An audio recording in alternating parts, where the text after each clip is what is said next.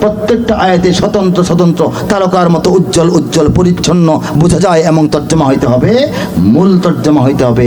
ভাবটা বুঝলাম, নিজের ভাব মতো লিখে ফেললাম, তাহলে হবে না।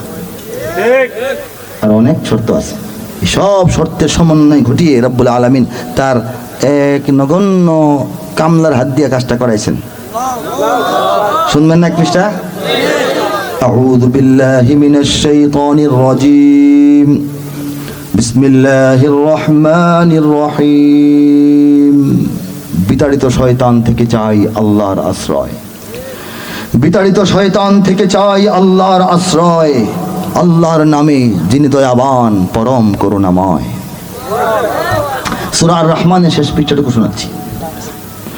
كأنهن الياقوت والمرجان فبأي آلاء